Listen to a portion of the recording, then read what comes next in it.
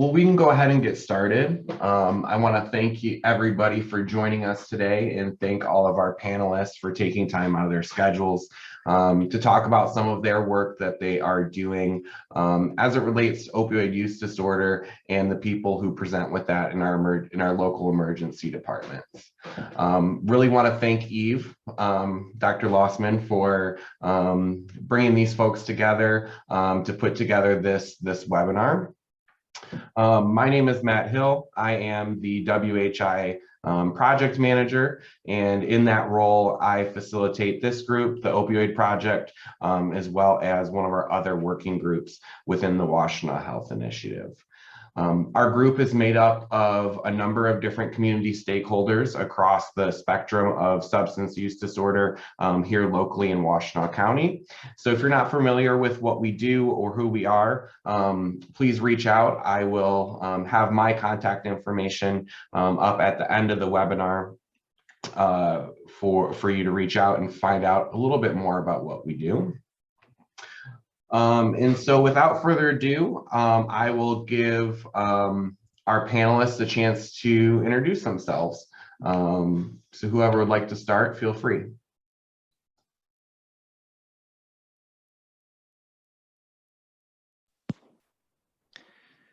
I guess I can go first. Nice to meet everybody. So I'm Keith Coker. I'm an ER doc at University of Michigan.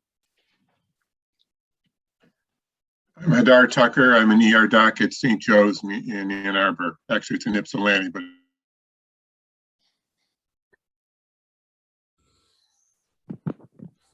I'm Eve Lossman. I work with Keith, Emily, and Nate. I'm an ER physician at University of Michigan. My name's Emily McCall. I am a social worker at Michigan Medicine. I'm Nate Mankey. I'm the inpatient addiction medicine consult physician, and I'm board certified in emergency medicine and addiction medicine. I am Michelle Broniger. I am the peer recovery coach. I am contracted through Home of New Vision to work at the hospital.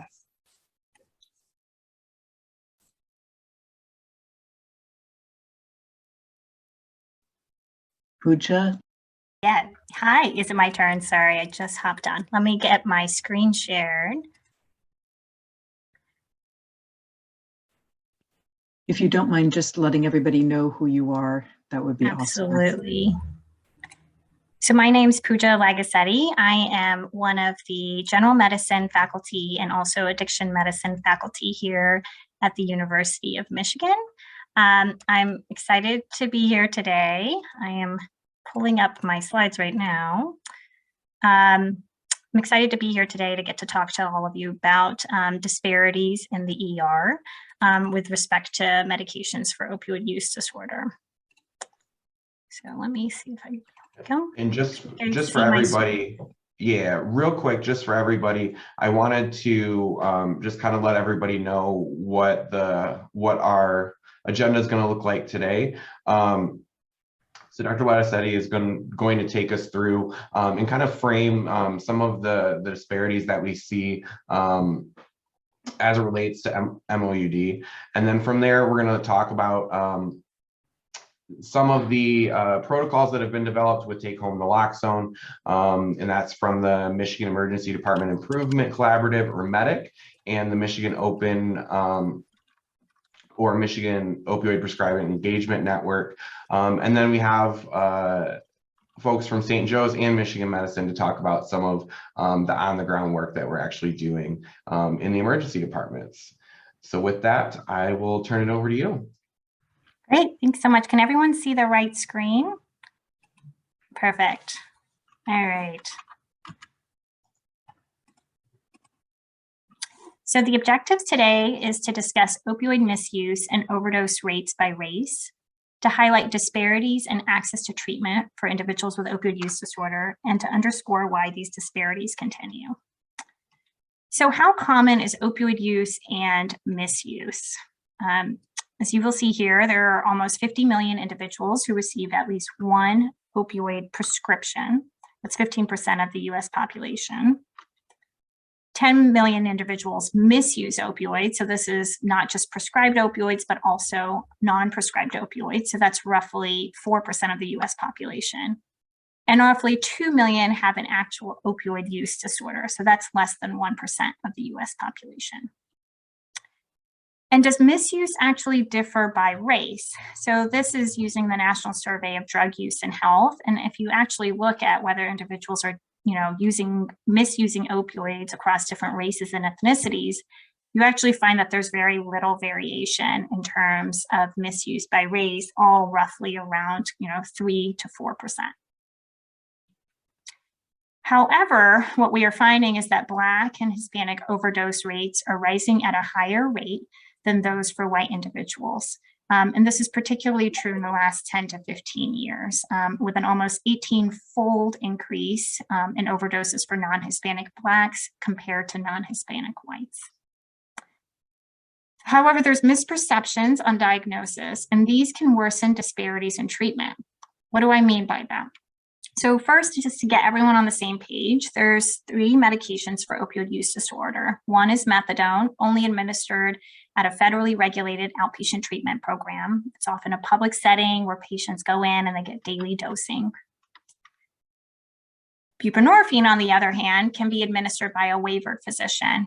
Private office-based settings, emergency room settings, those can be dosed daily, weekly, or monthly, but written by prescription, similar to any other full opioid agonist. Naltrexone can also be administered by any prescriber. It's injectable, and its uptake has been limited basically because it is an injectable and because it also requires somebody to be completely off of full agonist therapy. There's only 3 drugs. So, I always harp on this a lot. For other medical conditions, we have lots of treatments, but there's only 3 drugs that are evidence-based for opioid use disorder. And so you would think that ideally everyone should have access to all 3 options. However, studies have shown that there are disparities with respect to which options are available for different individuals. So this is a New York City study that basically found that residential areas with the highest proportion of Black and Latino low-income individuals had the highest rates of methadone treatment rate, while buprenorphine and naltrexone were more accessible in areas with white, high-income patients. This was basically repeated in a Medicaid analysis across 14 states, which also showed that receipt of MOUD increased at a much higher rate for residents of counties with lower poverty rates and lower concentrations of Black and Hispanic individuals. This is a study that my team led that basically showed that this was using a national ambulatory care survey that includes ER visits as well. And it basically showed that among individuals with buprenorphine-related visits, Black or African Americans were less likely to receive buprenorphine compared to whites after the year of 2004. And as you can see, buprenorphine rates certainly increased, but they were predominantly located in white individuals. And this was even after we accounted for insurance. And then when we looked at which payers were kind of receiving buprenorphine more or less, so you can see the greatest amount of receipt was in private insurance or actually individuals who were self-paying or cash paid compared to public insurance. Now, some of this might have changed with more recent Medicaid laws. In special populations, we also see these findings. So this was a study that looked at pregnant women with OUD who delivered in Massachusetts and reviewed receipt of medications for OUD prior to delivery. And again, Black, non-Hispanic, and Hispanic women had a substantially lower likelihood of receiving any medication for the treatment of OUD. So why are these disparities continue? So obviously there's stigma. There's stigma both on the provider level, there's also stigma on the patient level, there's also stigma in the community. And historically, drug use has been treated as a moral weakness that should be overcome with willpower rather than medical treatment, which is often result in blaming patients for their disease rather than viewing them in a more public health or medical treatment model. There's also the history of criminality for drug use. So this is an image of the war on drugs. Historically, we have incarcerated individuals for using drugs. And we called a war on drugs. This was done, many years ago, but continues to exist today. And although individuals who are Black and whites use illicit drugs at the same rates, like I showed you earlier, 4%, Blacks are 6 to 10 times more likely to be incarcerated for their drug offenses. There's also differences in treatment availability. So studies like I showed earlier have shown that not all treatment options are available to all communities, or are they covered by all insurance types? And so just access level barriers with respect to what treatments we make available for which individuals. And then there's also treatment knowledge. And so we actually have done little research here to understand kind of treatment knowledge gaps or preferences across race. As you can imagine, you can only, want something that you know about, that you see in your community, that you have access to. And so perhaps some of these access barriers have also led to differences with respect to what treatment options you prefer. And racism. Ultimately, at the end of the day, a lot of this is rooted in racism. So this is an image, from the public media. We see this all the time. And once you're aware of this, you'll start to see it more. When we portray the opioid crisis in America and we use individuals who are Black, we will often use images around heroin use, drug use, such as this individual right here. Yet when we portray the opioid overdose epidemic with white individuals, we often portray these individuals in a narrative around prescription drug use. I just started to use a prescription opioid because of a surgery, and then I just happened to keep using that. So the narratives that we are portraying in our kind of media is very different for individuals of color compared to those who are white. So hopefully that's just a big overview. And I know that I've got a lot of awesome presentations to follow to kind of get into the details a bit more.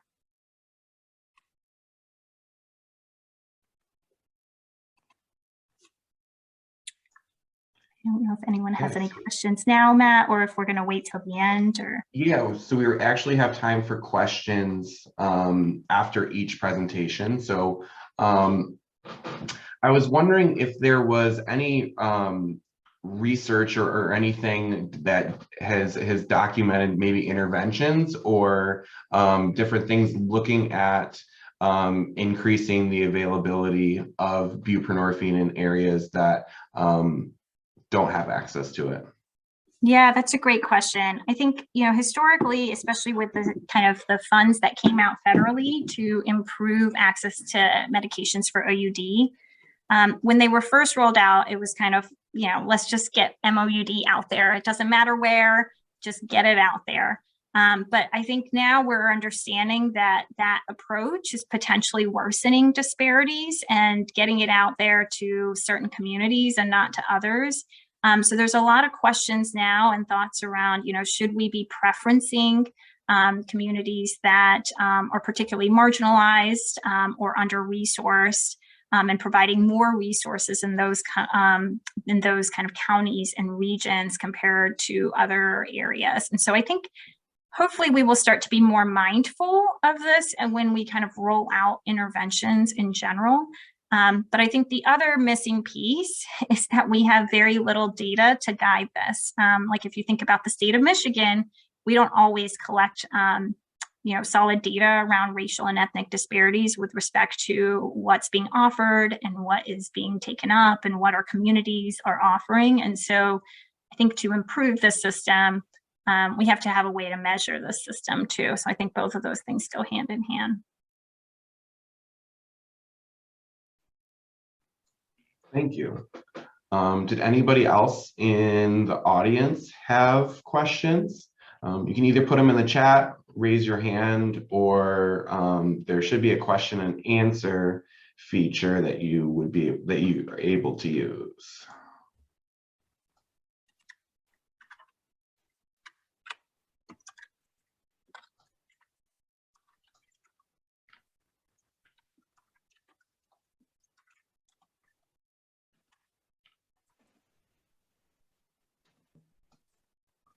The problem is that, basically the question, and the obvious question is, what do you do about this?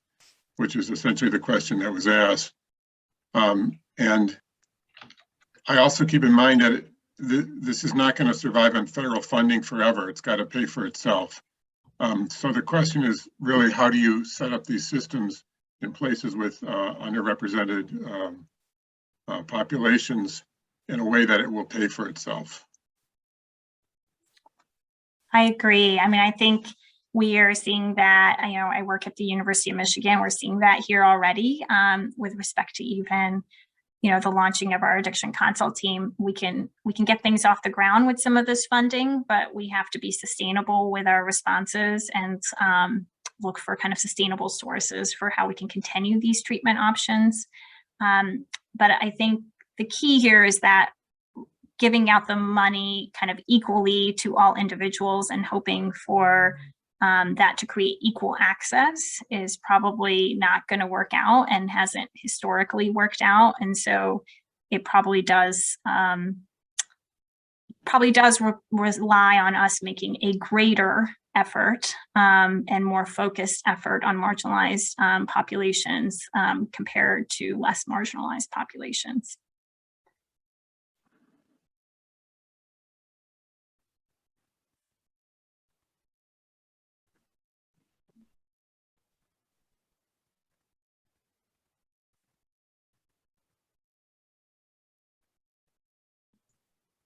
Well, I don't see any other questions in the chat or in the question and answer, but if anybody thinks of something, we'll probably have time at the end to answer additional questions.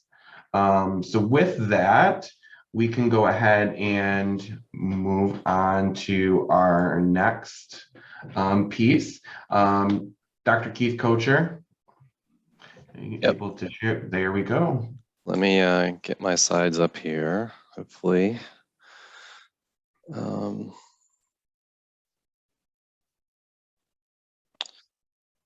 Looks like they are on the screen.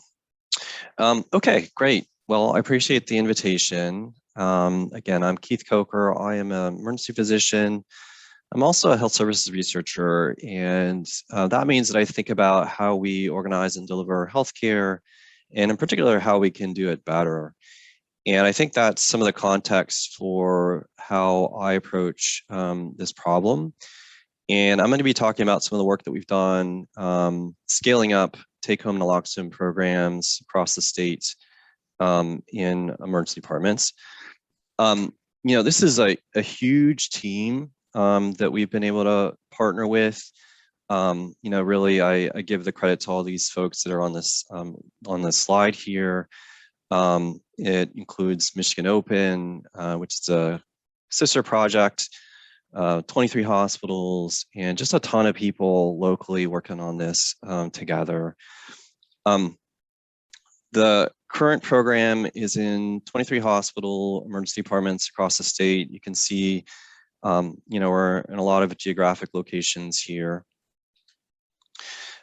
We're specifically funded by the Michigan Department of Health and Human Services through a state opioid response grant. So these are federal dollars tied to addressing the opioid epidemic.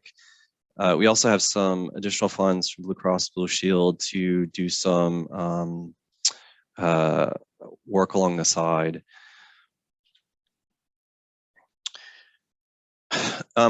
When he was little, I carried insulin pen for his diabetes. Today, I carry naloxone in case he overdoses.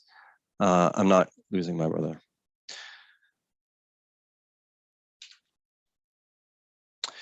So MEDIC is a learning collaborative.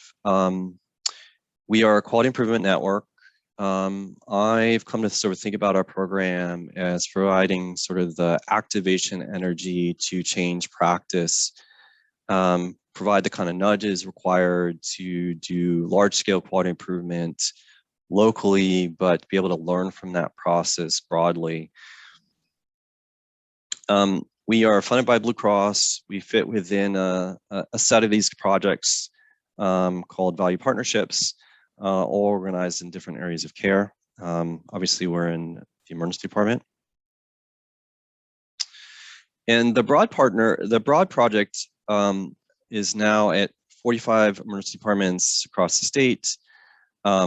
Many of these overlap with the specifics of the naloxone groups that I'll be focusing on here, and have been growing kind of annually. So another poster from our project, naloxone is another Thanksgiving, diploma, walking your daughter down the aisle, 3 years of recovery, a second chance.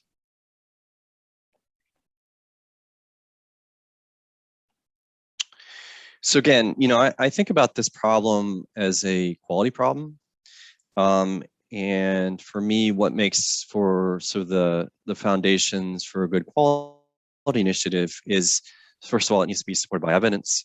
We have to understand that there is science here to support the intervention and the treatments. There needs to be opportunity that, there are gaps in performance and quality that can be feasibly improved. And then there needs to be impact. We have to have meaningful outcomes as a result of this work.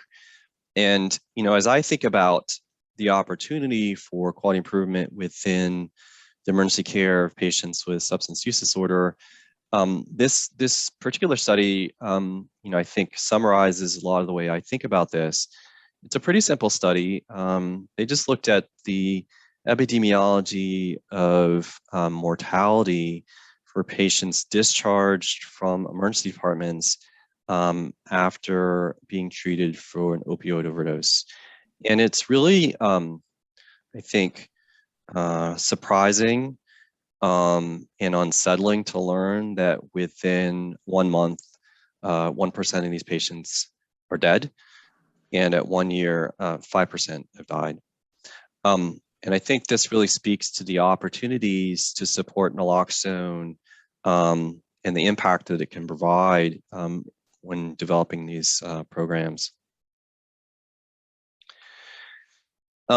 So we're about 2 years in, year and a half into this work. Again, that's been funded by the state, and have about a year left on the project. We're in 23 hospitals again. You can see that we've done a number of things to this point already, including sort of launching in 2019. We started with 9 pilot sites. At the beginning of the project, we held a couple summits just to bring stakeholders together, kind of understand the roadmaps and the networks, and sort of launch the work. And then added another 14 emergency departments this year, so we're up to 23. And then along the way, we've also been hosting these MOUD trainings. It used to be that you had to do 8 hours of these trainings to then be eligible to get X-waivered. It's no longer exactly the case. But these have been all focused on emergency providers, emergency physicians, now nurse practitioners and PAs in emergency departments. And we've got additional trainings along the way in 2022. To this point, we have shipped about 4,500 kits to all our sites, and they've been able to distribute more than 1,700 of these to their patients. And a lot of that was not just about circulating the materials there, but providing the local knowledge and doing some of the training so that they could do education to patients about how to use naloxone. So there's support that goes along with just the materials as well. And then simultaneously, we've been doing these trainings. As I was mentioning, this comes from the Blue Cross funds to support the work. And we've trained almost 300 now, which is actually a sizable chunk of all the emergency physicians actually out there in the state, and have more trainings to do next year. So I wanted to give you a sense of the kinds of materials that we are providing. So this is a photo of what goes into the naloxone kits that we have designed. And there's certainly lots of variations on how these can look. You can see up in the right-hand corner, this is the drug, the naloxone. It's actually 2 units of the nasal spray in there. There are injectable forms of naloxone too, but we chose to use the spray because although it's pricier, we feel like it lowers the barrier to actually using it for the public. And then we include some gloves, face shield, and some educational materials, one of which was some local tailoring to know which pharmacies in their communities do the standing order naloxone, where you can just walk in without a prescription and get naloxone. To give you a sense of cost, this kit is about $80 or so. Most of that is the drug itself. Here's a blow up of the instruction kit. If you want, you can point your phone at that QR code. It will take you to our website where a lot of these materials sit for free. We also built an implementation guide to help walk through folks that want to start a program in their own emergency department that you can take a look at as well. This is kind of the way it looks from the 30,000 foot kind of coordinating center view of the work. This is over the first year of the project, where we had ultimately 9 sites. And you can see sort of the monthly totals as we began enrolling our sites into the process. And ultimately, gave out about 870 kits at the end of that year.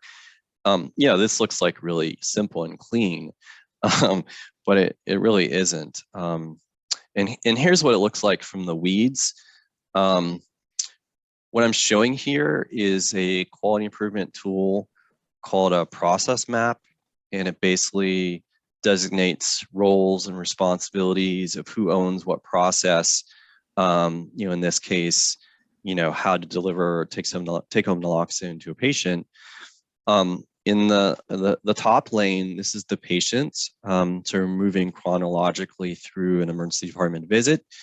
You can see there are, minimum probably, but sort of big ticket items, 5 steps on the way. Identify this as a candidate for naloxone, actually, giving naloxone, targeting that, dispensing to the patient, educating around it, and ultimately sort of mitigating their harm and discharging the patient. That seems simple enough, but there's a ton of people that are really involved in making that flow happen. So along the vertical side here, these are all the different job families that have to interact to make this happen in the emergency department. The diamonds are sort of big decision nodes where they cross lanes. They're often shared responsibilities. We kind of call out, particularly on the bottom here, a lot of the different decisions that have to be made locally, about how you actually implement such a program. Who's going to be ordering this medication? Is it going to be a pull system where the nurse does it, a push system where the physician or provider does it? We're going to store the naloxone. How are you going to label it? Who's going to do the educating to the patient? Nursing, pharmacy oftentimes does it, social work. It's really a complex set of coordination that's required to build these kind of programs, and not as simple as you might think from just saying you must do. So want to give you a sense of potentially what's next in our work. As you know, we're at 23 hospitals. I'd like to see us move this more directly into the bigger medic project. As I said, we got 45 emergency departments currently. I think the reasons to think that this could be a really ideal quality measure and quality initiative more broadly within that work. And so my hope is that the glide path at the end of this funded project from the state is to move it more directly into the broader medic project.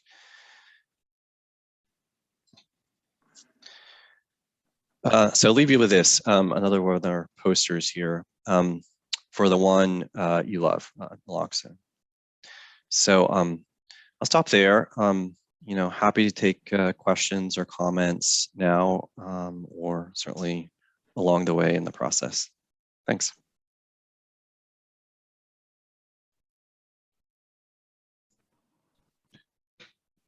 Thank you. Could you talk about some of the main obstacles you see from emergency departments trying to get this up and running? Yeah, it's a really important question. And I imagine Dr. Tucker Hadar is going to talk about this too from his own local vantage point at St. Joe's. I think the barriers can be different depending on the location. I think one of the biggest ones to start is stigma. Sort of just even believing that this is an important problem, that it's one we need to invest resources in. And, you know, to be fair, you know, there's always work to be done. And it's always about balancing priorities, and you have to cut through that noise, provide a sense of urgency, make sure people realize this is important, and this is our wheelhouse in the emergency department to be working on. And once you start to overcome those things, then there's a lot of barriers that I was sort of displaying in that process map about, you know, where is this going to be stored, building out a process and ordering set. You know, for those that don't have some of the benefits of being on our program, how are you going to get the drug? How are you going to assemble a kit if that's what you want to do? So it's about sort of overcoming those kind of process barriers too. Looks like we have a question in the chat. Are there flags in place within the hospital system, EHR, to identify at-risk patients within the system, not just the emergency department? Yeah, it's a great point. I know it's a question, but I think it's a great point, which is, you know, are there more efficient ways to identify at-risk patients that leverage things like health record systems that cut across, you know, a health system? And I think that varies quite a bit. You know, I specifically don't know of anything in place at Michigan Medicine, but I could be wrong about that. But yeah, I mean, the point is the emergency department is not just a location to identify risk. You know, there are other sort of points of interaction in the care of patients where they have interactions where naloxone could also be distributed. There's work doing that. So for example, when opioids are being prescribed more chronically, should naloxone go hand in hand with that?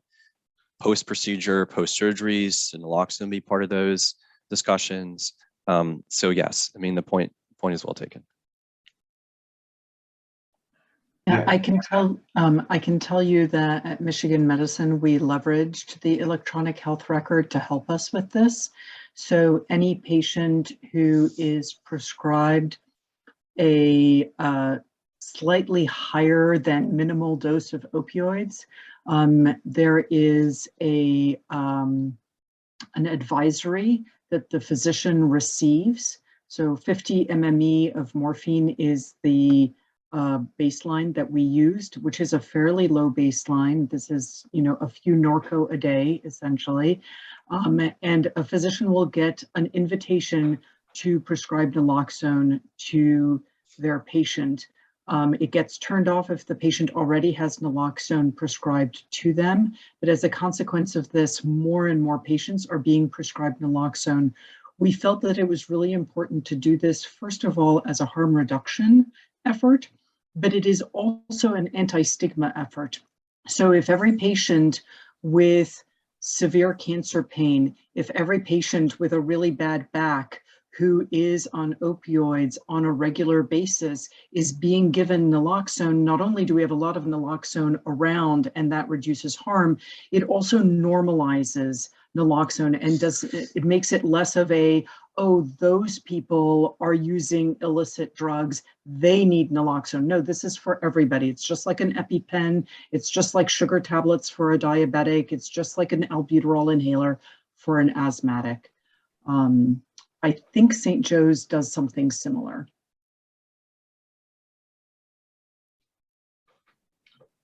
And I guess kind of building on that, I don't know, in terms of a larger context of using an electronic medical record to kind of highlight that, are there concerns that Unfortunately, we can't reach every provider and educate them about the stigma associated with substance use disorder. Are there concerns that might, in some cases, be a detriment to how that patient interacts with the medical system, rather than a benefit in which it was designed? And if so, how do we address that to sort of mitigate those complications? You want to take that, Eve? It looked like you were nodding your head there. Yeah, I mean, I think that's a very good question and a very fair concern.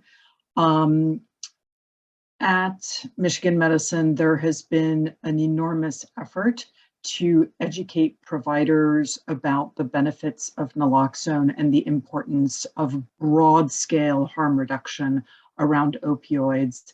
This effort with this best practice advisory that pops up was not created in a vacuum. There was a lot of discussion. There was a lot of kind of local education of clinicians. And within the BPA, the best practice advisory, there's actually a hyperlink that takes people to a rationale for why it is that we have this in place. And it's very much focused on the fact that we have a lot of people with liver disease, kidney disease, who are older adults, who are at risk for overdose just in general. It does not vilify opioids. It simply says, let's keep our patients safe. And this is something that is very much part of the culture that we try to emulate at Michigan Medicine.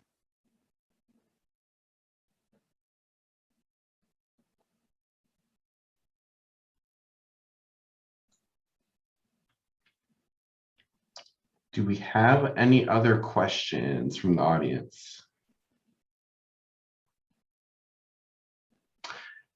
There was one, I think, that came right after we just started, that I think was meant for Pooja.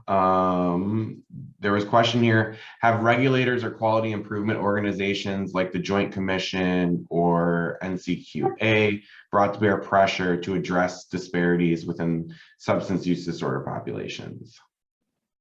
Yeah, I think they're starting to talk about it and at least starting to ask us to measure. Like I said, currently, it's been hard to even measure these disparities because a lot of sites that are providing medications for OUD don't actually ask for race and ethnicity, particularly even in the outpatient treatment sites.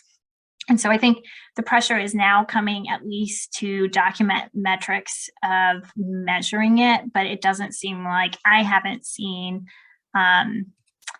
anything kind of specifically kind of bearing pressure other than kind of recommending to address these disparities. But I could be unaware of all of the pressures that are existing currently.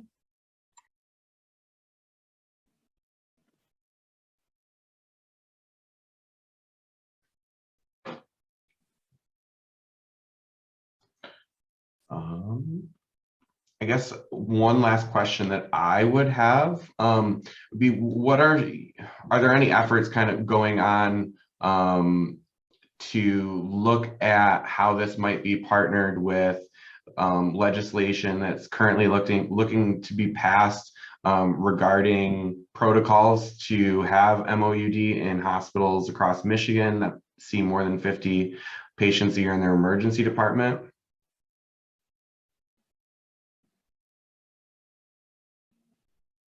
Yeah, the state has provided funding through the CFSEM to essentially improve access to medications for OUD at emergency departments across the state. And there's funding available to any ER at this point that is interested in receiving some kind of startup funds to make this happen. And so they're at the state where they're kind of currently eliciting interest in receiving those funds to improve ED rollout of medications for OUD at the state. So we'll see how many ERs kind of take up the opportunity to receive that extra funding. I think the other interesting part will be to see how every ER kind of approaches this problem in different ways. Funding, I actually got off a meeting a little while ago with that funding source. And the funding is great to help get things started, but it's generally a 2-year fund. So after that, you still need a way to run your program. And I think the question also goes to whether a law in the Michigan, a law in the state house or however they do it, requiring these services to be available would help. And yeah, I think it would help tremendously. But you know, how to get there is, I'm certainly no expert at, but I guess it's political advocacy. Yeah, there are some places that are kind of trying to think about So this. they provided funds, but the funds are, go ahead. Oh, sorry, I was just going to comment on the legal action part. I think there are some states and places that are considering legal action against ERs that are not providing these medications, basically saying that this is providing subpar quality care. And if this is the evidence, we should be doing it. I'm not sure how far they've gotten, but there's, you know, they've been reported in the media. There's also been some places that have been looking into whether the American Disabilities Act applies to this situation with respect to providing equal access to substance use treatment.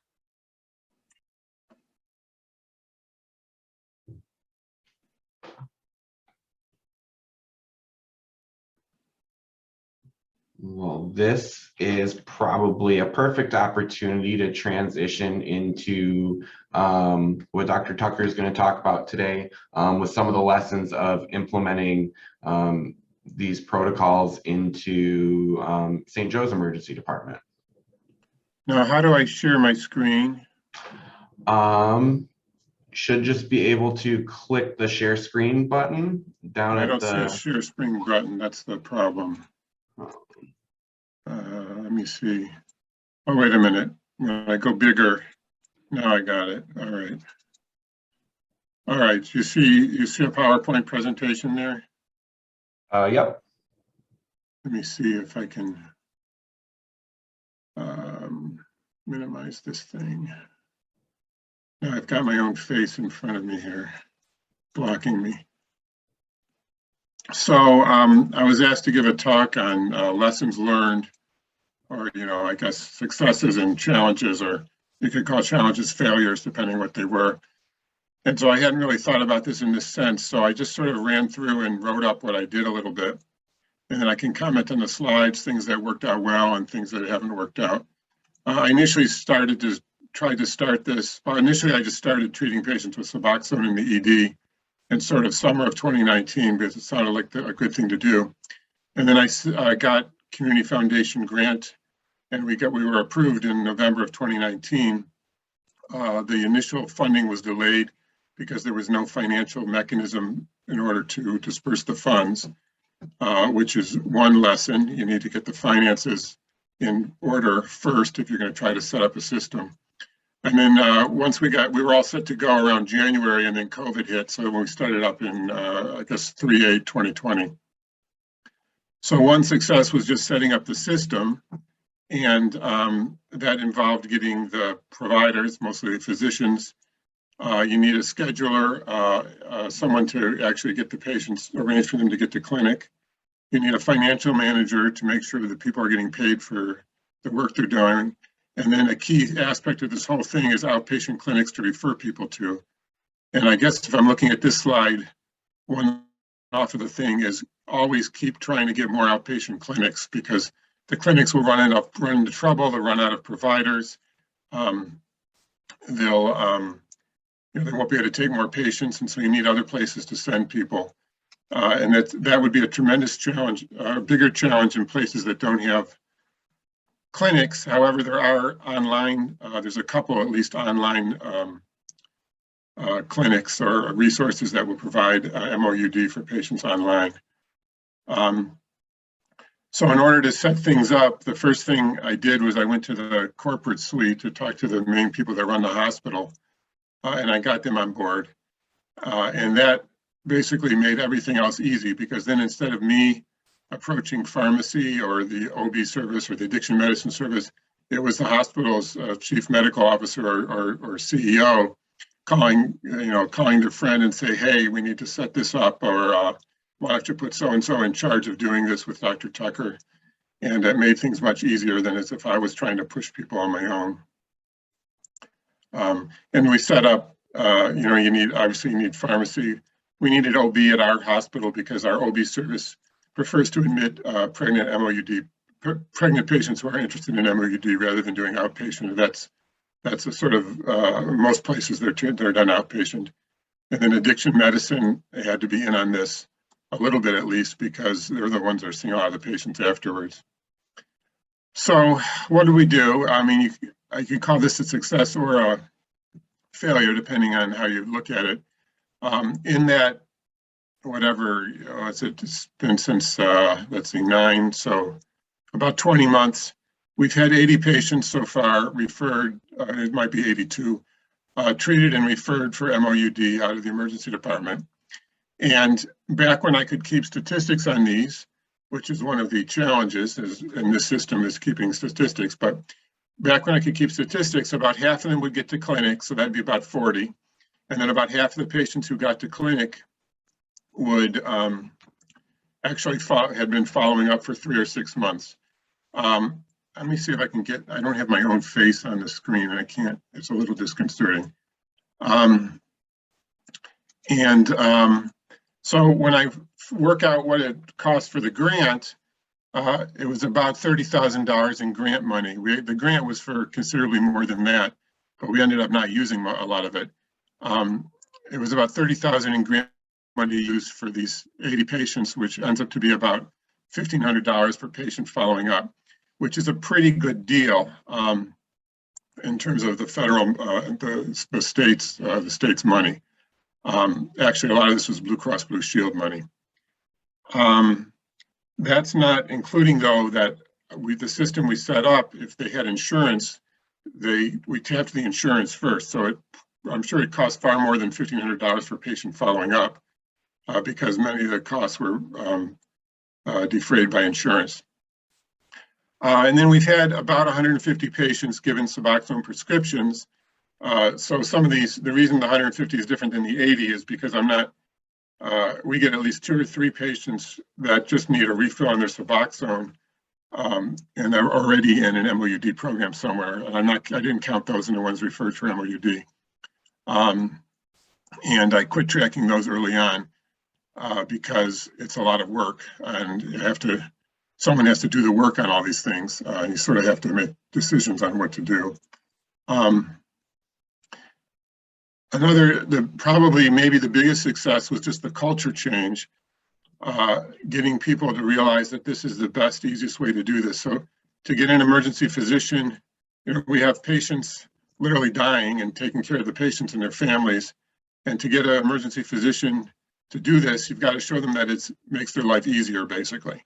And so one of the, the basic idea, the way we used to treat withdrawal in the ER was trying to flog to get an IV in a patient that you couldn't get an IV into very well, giving them a bunch of medicines that didn't work very well, having them hang around the emergency room for hours and hours typically, and then discharging them only to see them back again in a few days because you didn't actually address the underlying problem in the first place. Now, I know this whole group is, I'm preaching to the choir, but once you can convince emergency physicians, once I could convince the folks I worked with that we could avoid this and things would be easier for them, we started to get a culture change. And there's a bunch of other things that help lead to the culture change as well. The training programs are very good. The old X-Waiver course was very good. It was just a long and a hassle. The new abbreviated course that Keith was talking to that they've sponsored is very good. I sat through one of those, and it sort of gets people to realize how to use this, and it helps in the culture change. We also had incentives from our employer they got some basically citizenship points for getting X-Waivered and being able to provide buprenorphine. And so now we're up to about 37 out of 45 who are X-Waivered in my shop. It would be a higher percentage, but we've had a fair amount of new folks recently. And I don't actually know if they're all X-Waivered or not. I haven't gotten around to asking them all.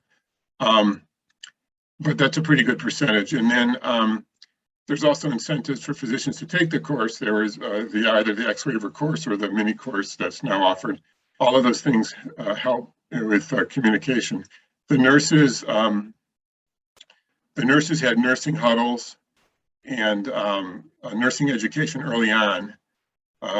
They've not done as much of that lately, but as the physicians are using more and more buprenorphine, the nurses just start accepting that it's the normal way to do things.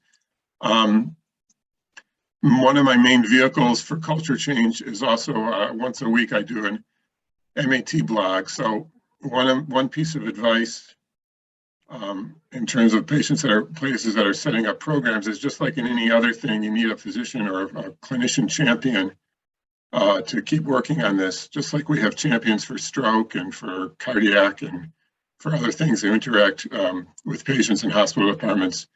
I essentially became the champion for ED-based MOUD. So once a week I do a blog. I talk about how many MOUD patients we've had in the past week, how many we referred to clinic. I bring up education issues. I give a golden B for buprenorphine award to people who induced the patients and referred them to clinic. And I sometimes will bring up missed opportunities where we could have done better. Nursing leadership was involved, as I mentioned early on, in huddles and nursing education. We also helped start a Trinity-wide program, so affiliated hospitals, which was essentially, they were able to use some of the resources that I developed at St. Joe's, like the person that developed the spreadsheets to keep track of patients and the financial manager and all that stuff has already set up, and they essentially could just be borrowed by other facilities. Some things that didn't work at all or could have been done better. The original idea behind the grant was actually to have the community paramedics evaluate a fair number of the patients that were seen in the ED but were not yet ready for Suboxone. They weren't in withdrawal yet. They came in an overdose, and then you can't give them Suboxone right away because you throw them into withdrawal. So the idea was for community paramedics to come evaluate them a day or a day and a half later. And the system was hardly ever used. I think there were about 4 or 5 patients out of the 80 so far that we've done that. Largely not used because most of the patients are perfectly comfortable and happy starting the Suboxone on their own without help with the community paramedics. So the system just wasn't needed. I've also got a side project going to try to get the CPMs to be able to treat withdrawal at the scene with Suboxone, if that's going to fly or not either. This was never set up as a research project. I set this up basically to try to help patients to treat these patients. And so with that, the metrics and the follow-up have not been great. Also, my social worker that was responsible for a lot of the follow-up stuff left in about 6 months ago or 8 months ago. I spend about about an hour a week reviewing patient charts that might be OUD patients, and that's not a fabulous use of my time. It's called a low juice to squeeze ratio, because most of the charts there's nothing different so maybe I need a better system or someone else to look at charts, or maybe it's just not worth looking at charts. The system has to pay for itself. The grant funding won't last forever, as we talked about. And so you need to take any opportunity to bill for services. So far, I've not done a great job of that. When I put down these slides a couple nights ago, we had not billed for a single ED Suboxone induction yet. Since that time, we had one yesterday. So we had the first billed induction yesterday. And part of the problem is only Blue Cross Blue Shield reimburses so far. So it's hard to argue. It's hard for me to push my peers too much to put the procedure note in for Suboxone billing, even though they're already doing the inductions. But it's a little hard for them to take the extra, 2 minutes to do the procedure note when only one insurance will pay them anything for it. I also tried to set up a telemedicine component to this, which we would have been paid for, but most of us are too busy most of the time to go to the radio and do the documentation. So that never really got off the ground. Yet it might be a way to obtain some additional funding for this. So at the moment, without the grant, I became the MOUD advocate in the ED, and I get some protected time for that. Other folks that are involved in keeping this program going are essentially volunteering their time now, which may not be sustainable long term. So yeah, we're talking about setting up a self-sufficient system. The biggest problem will be for the patients without insurance, which turns out only to be probably about 10% of our patients. And I'm just using the Medic program's Narcan data for that because I don't track my own patients' insurance status. But assuming that it's about the same, it could be a little higher because there may be some more, there may be more overdoses in the population, but that are uninsured. But I'm not sure. Pooja could talk to that. At any rate, assuming that it's 10% of patients, it's not a big number. So generally, there's a good chance of making this financially viable. The hospital is generally interested in joint replacements and major surgery. And a program like this, the best we could probably do is break even, but that's probably good enough if we can do that. So that's, I guess that's just a quick overview of the system. I don't know that I have any great wisdom, but I can take questions if there's questions on what we did or what I'm doing from here.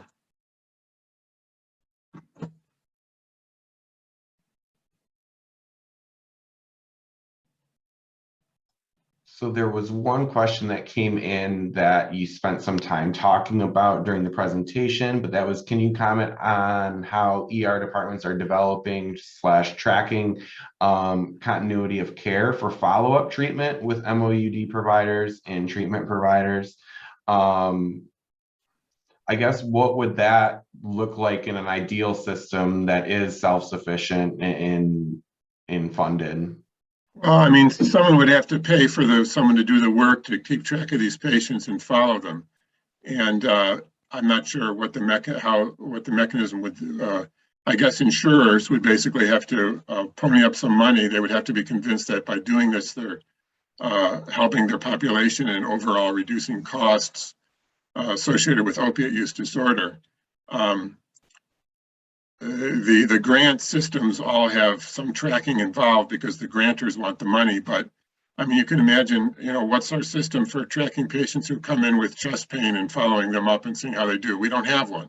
Same thing with belly pain, same thing with anything. So in order to set a system like that up, you got to find someone to pay for it, and it has to be to their advantage to do this. It would help if there were laws, as I was alluding to earlier. If the state says that all EDs that are seeing more than X number of these patients per month or per year needs to provide these services, then there may be more incentive for the insurance companies and to provide funding for us to track for someone to track these patients.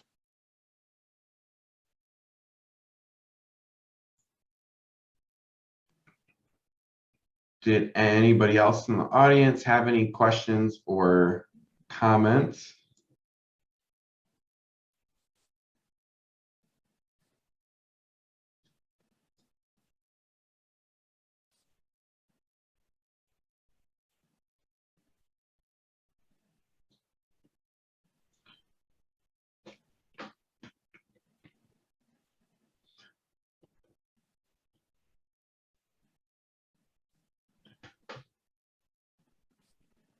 So I know there is a peer recovery coach that is positioned in St. Joe's Emergency Department.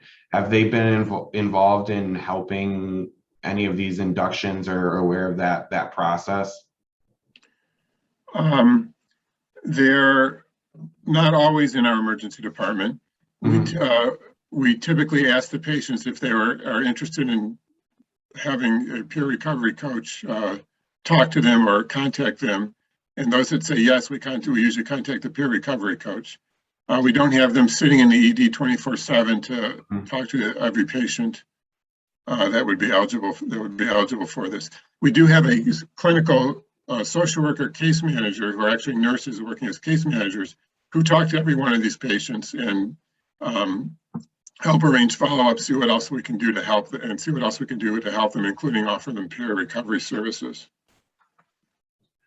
In a typical induction, how or I guess, how much medication are patients typically given in terms of time to get connected to a community provider? Typically 7 days. We had been doing 3 or 4 days early on because we had quicker follow-up, but as the follow-up got a little bit harder, most of us are doing 7 days now.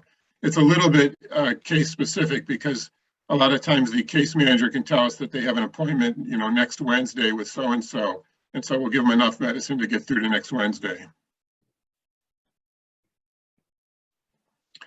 I will also mention that there's a we're only allowed to carry 30 patients that we have active prescriptions for Suboxone at one time.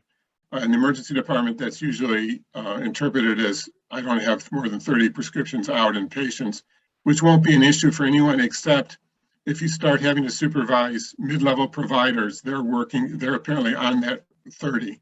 And so you could theoretically have a position where someone in the emergency department needs to be able to get to the 100 level, which is one of the things I'm working on right now.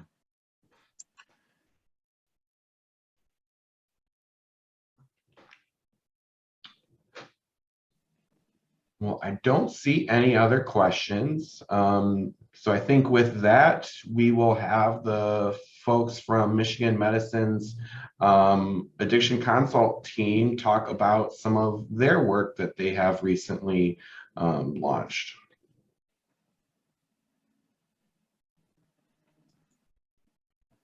I think, Dr. Tucker, you have to stop sharing your screen so I can share mine.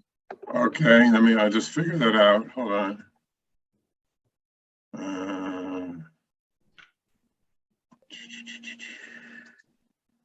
That didn't do it. Pause share. There's a pause share. I don't know if that'll work. Oh, now there's a stop share. Hold on. Did that work? Thank you. Yep. Yeah. All right. So my name is Emily McCall. I am the social worker on the addiction consultation team. So I wanted to talk just a little bit about our team. I have our physician, Dr. Nate Menke here, as well as our peer recovery coach, Michelle Broninger. And then we also have Dr. Eve Lozman from our ED. So I will turn it over to her a little bit later to talk about the work we're doing specifically in our emergency department. So we're the addiction consultation team, but we go by ACT. We want to be very mindful of our language and that not all of our patients are going to self-identify as having an addiction. So we want to be more welcome and open to all of our patients. So the main goal of our service is to use a team-based model to help take care of our patients in the acute care setting. So our emergency department, our hospitals, both for adults and pediatrics, for our patients with opioid use disorder and other substance use disorders. We want to encourage appropriate medication use. We want to help connect our patients with outpatient providers and not just give them a list of who they can follow up with, but we want to sit with them and help them make these appointments, ensure we have a warm handoff to that next level of care. And then on top of the clinical work we do, another big portion of our work is to help educate our staff and trainees on evidence-based care for substance use treatment. And then one of the areas I'm most passionate about is really helping to reduce the stigma towards these patients and help reduce treatment disparities. We spend a lot of our time presenting to other teams in the hospitals about our work, about what current evidence-based care looks like, and just providing support as we can so that our providers across the health system feel more comfortable with this work as well. So I wanted to introduce our team. I'll introduce our team members who are not on this call with us, and then I'm going to let the two that are introduce themselves as well. So I'm the social worker for the team. I'm able to spend all of my time working with our patients here. We have a pharmacist who has part of her time allotted to helping us with some of our patients struggling with pain. And we also have a nurse navigator, Yolanda, who works to help connect our patients back in with our own primary care clinics, and also is able to spend some time, again, really helping our patients understand these medications and what it means for them, and being a liaison between the inpatient and outpatient world. So I'm going to turn it over to Michelle so that she can introduce herself and talk a little bit about her role on the team. Hi, my name is Michelle. I work at Michigan Medicine. I'm contracted there through MOUD New Vision as a peer recovery coach. I meet with patients when they come in, usually after Emily and Dr. Menke meet with them, and we just kind of do a quick case review. And then I go in and I just really try to work with people to listen to them, listen to what are they here for, and how can I be of support with them as somebody who is in recovery and has been working in recovery services for a long period of time at this point. I learn a lot. Sometimes people will share things with me that they are not willing to share with a social worker or a doctor. So that definitely is appreciated, because there's just this door that opens, and it helps us to help them better. So, and then another part of what I do is we do a 30-day follow-up with people to check in with them, make sure that they were able to connect with the services that we referred them to, see how they're doing. And that has been pretty helpful, because sometimes people do fall in between the cracks. And so being able to have that, that opportunity to connect with them, and also hear, the great stories about how good people are doing after, we helped get them initiated on MOUD treatment. And then I will turn it over to our doctor, Dr. Menke.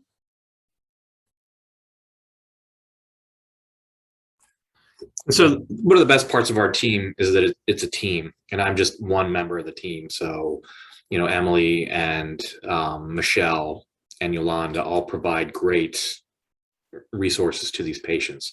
And so my main role is medication related. So as you know, opioid use disorder is often complicated by complex medical issues. And so it's not always just starting Suboxone on patients. It's managing their pain, it's managing withdrawal, it's treating them through whatever brought them to the hospital. So oftentimes our patients have no interest in stopping using, but they have some catastrophic medical event happen, so that we have to come up with a plan for these patients based on their treatment goal. And it's oftentimes very complicated around disposition. Like a lot of SARS will not take patients that have a history of substance use. A lot of home health places will not go to their homes for IV antibiotics. So we end up having to help these patients navigate all these barriers that are associated with their use disorder and the stigma associated with their use disorder. We navigate with other teams, so surgical teams, we go on endocarditis rounds to help advocate for our patients almost every week. So we do a lot of not just care for the patient, but interacting with other teams to make sure these patients are receiving the care that they deserve as human beings, regardless of their disease process. I think that's a big important part for our team, is being there for these patients. And for example, we've had a couple patients this week that have had surgery where they weren't being treated with opioids because they have an opioid use disorder. So being operated on and not given adequate pain medicine. So our team members have to come in and say, hey, this is torture. Like, just because these patients have a disease doesn't mean they don't deserve treatment like any other human being. And again, healthcare is a very stressful work environment, and our patients are oftentimes challenging. And it's our job to make sure that everyone involved in their care understands these are human beings with a disease, and they deserve care just like any other human being in the hospital. Back to you, Emma. Thank you. Like Dr. Menke said, I think one of the best parts of our job is just being able to work with such an incredible team who are all so passionate about this work.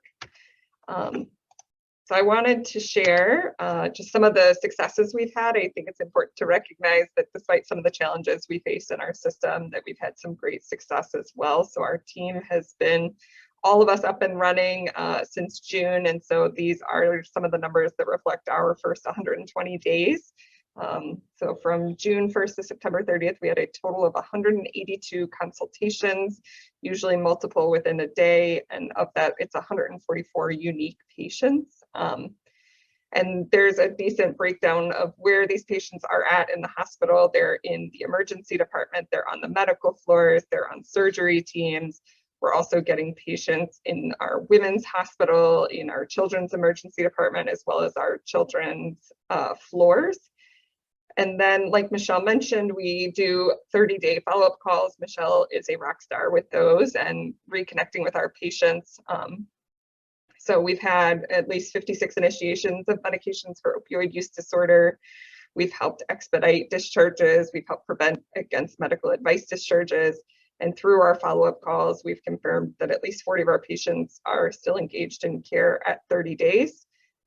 It's sometimes difficult to get a hold of our patients at that 30-day mark, but we have others even reaching out down the road. We provide all of our patients with our contact information. So like Dr. Menke said, if they're not ready at that point to make a change with their use, they're still welcome to call us down the road and talk about resources. So we've gotten some great feedback, especially Michelle has gotten some great feedback of just that value of being treated like a human. And then also from our medical teams in the hospital, that they've found benefit from working with us and coming up with action plans for our patients. So some of our patients we don't spend a lot of time with, it's pretty straightforward. And then like Dr. Menke mentioned, some of our patients are very medically complicated. So through the course of their hospitalization, many hours can be spent coordinating their care. So I think this is a great summary of the work we've done thus far. So I want to turn it over to Dr. Lozman to talk a little bit more about ED-specific medications for opioid use disorder at Michigan Medicine. Thank you, Emily. So in the same way that Hadar Tucker is the site champion for all opioid work at St. Joe's, I'm the site champion at Michigan Medicine. Started working with Keith and the medic team to bring take-home naloxone to the ED.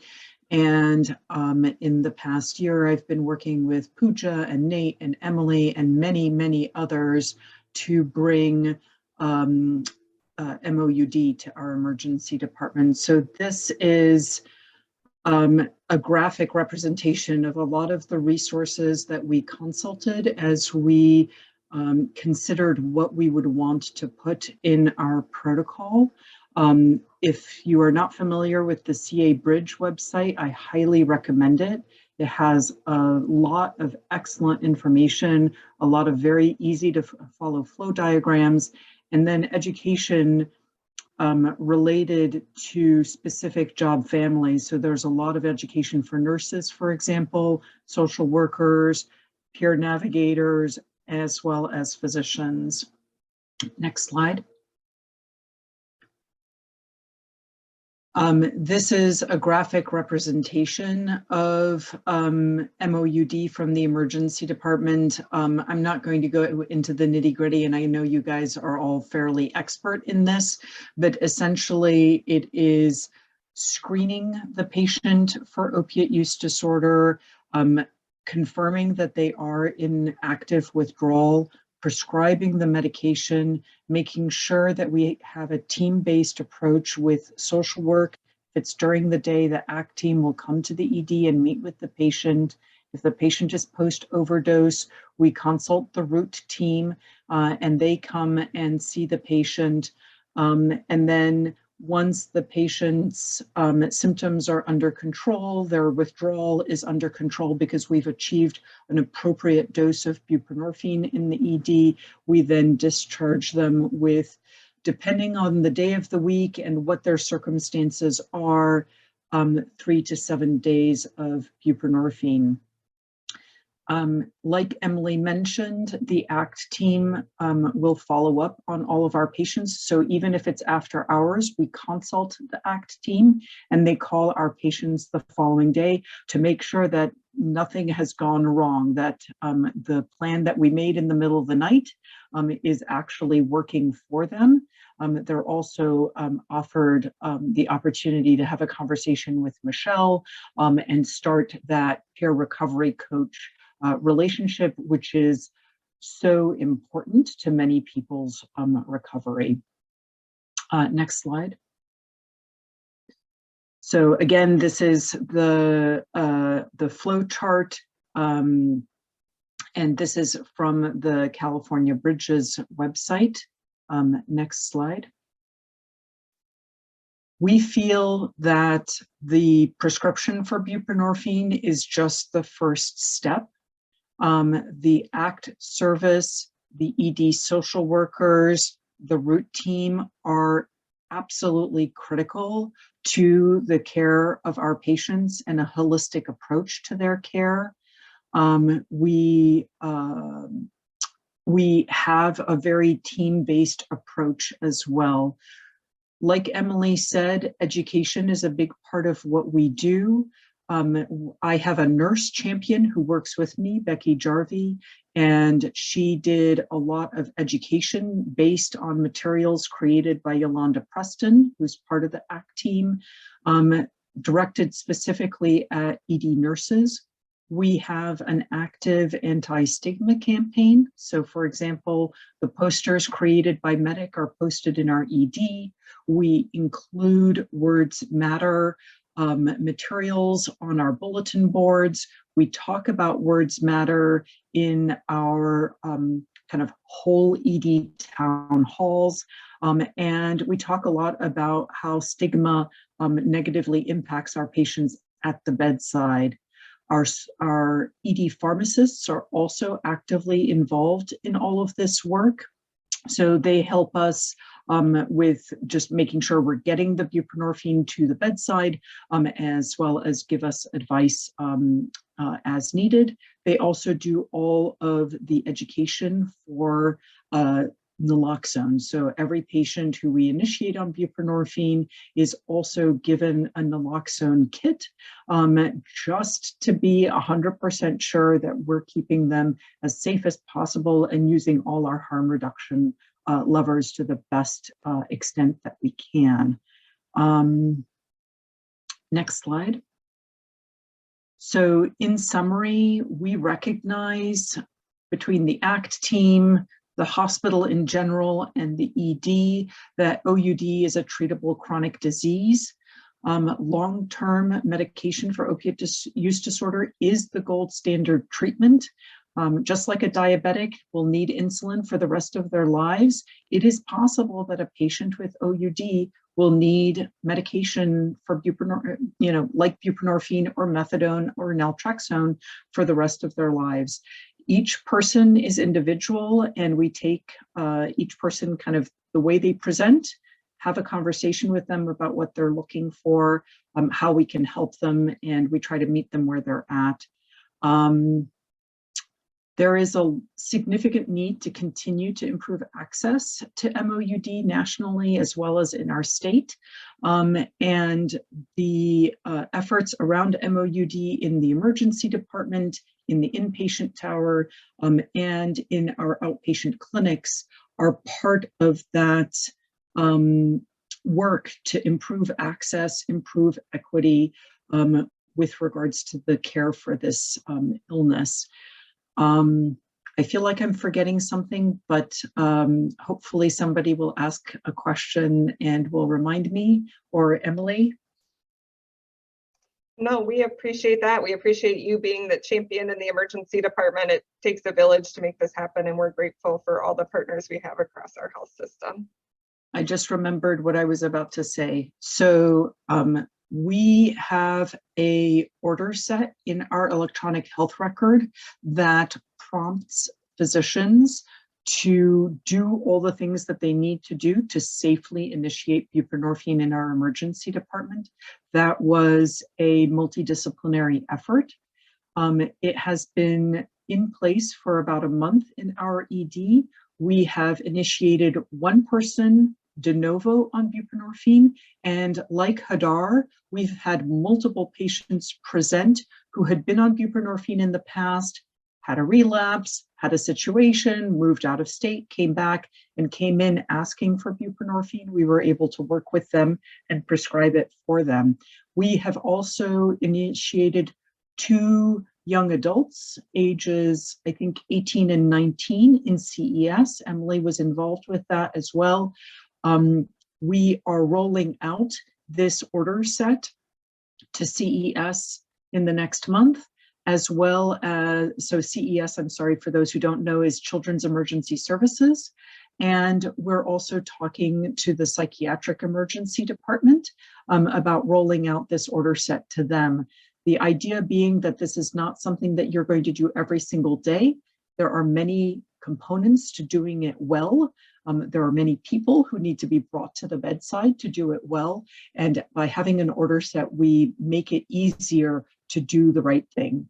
All right, thank you.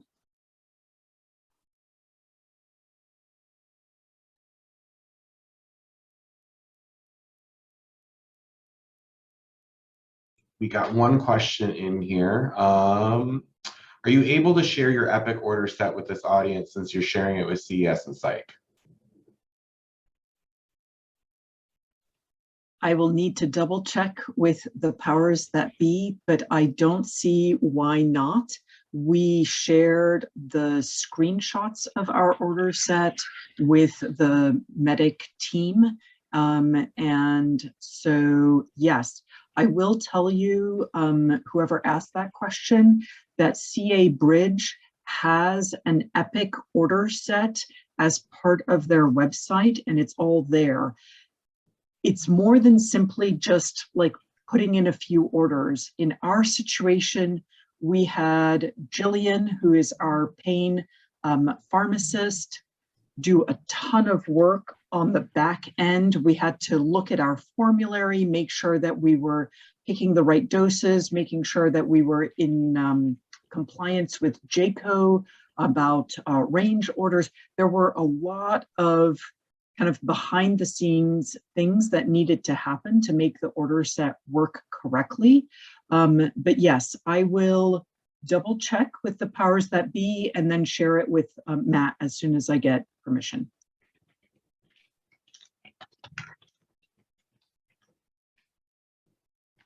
I just went ahead and put my email in the chat. Feel free, anybody, to follow up with me on anything from today's webinar.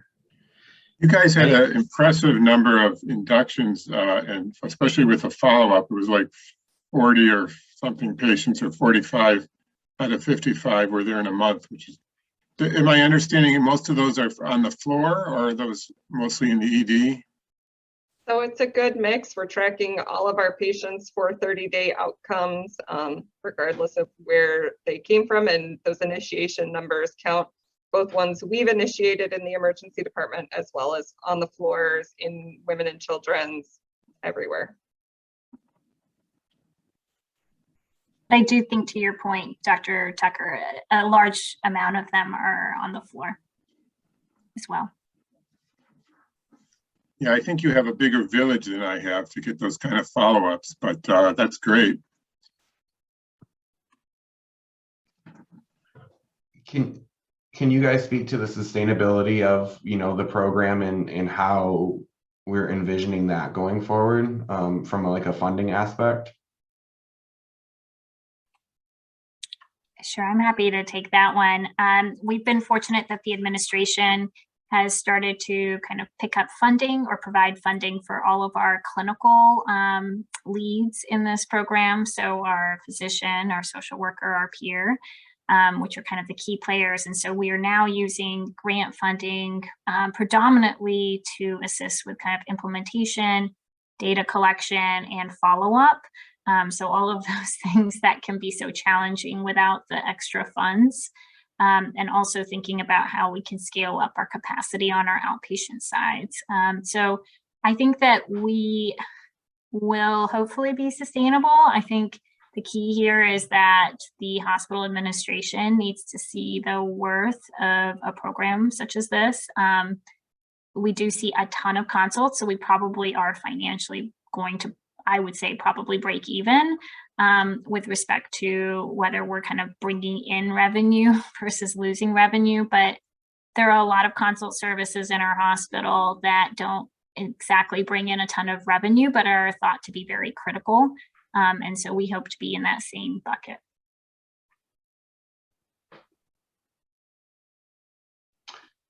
And then I guess one last question across kind of everybody's programs here. Can you guys speak to either primary reasons why people don't engage in these services, or, you know, a rough estimate of how many people, you know, don't take up offers for these extra programs? Do you mean how many patients decline treatment? Yeah.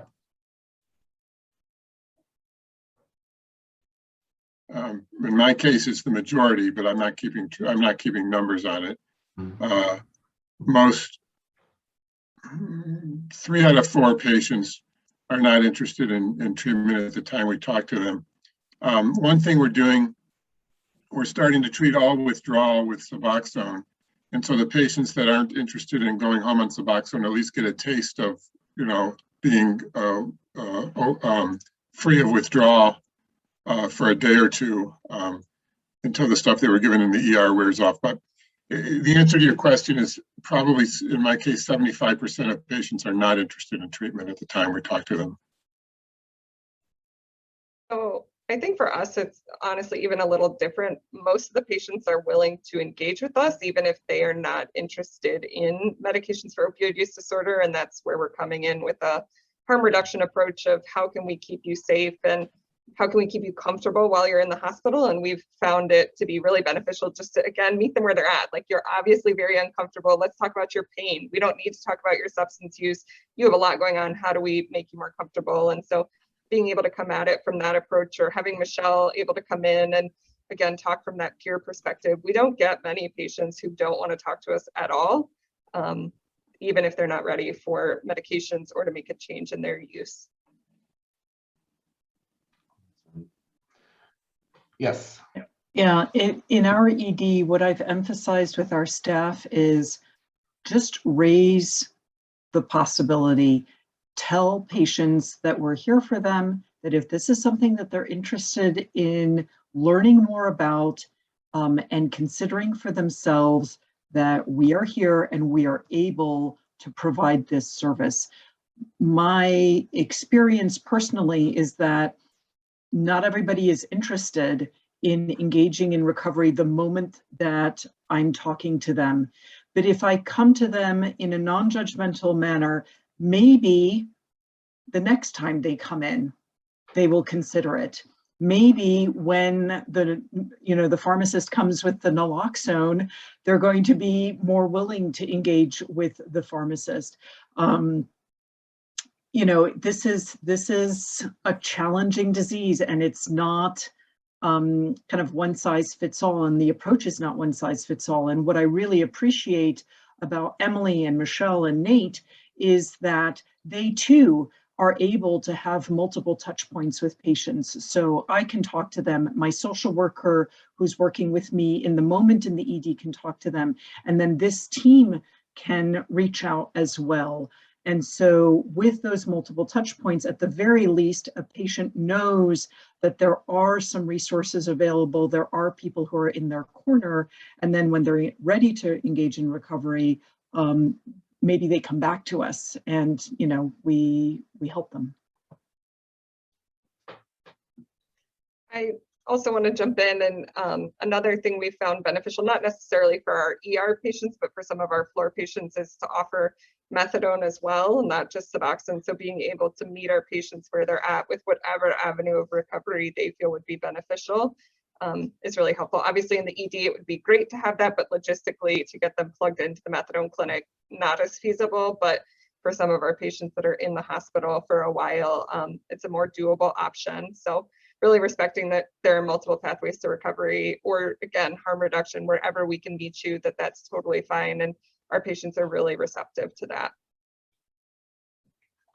Well, that's really awesome to hear. Thank you, everybody, for sharing all of your successes, and hopefully can keep building off of these so far. Well, we are at time, so I want to thank everybody for joining us today, and thank all of our panelists. This recording will be online on our website, whiopioidproject.org. And with that, hope everybody enjoys the rest of their afternoon.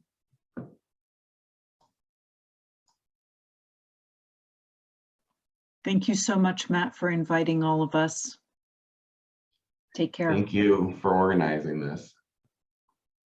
Thank you both. Thank you all.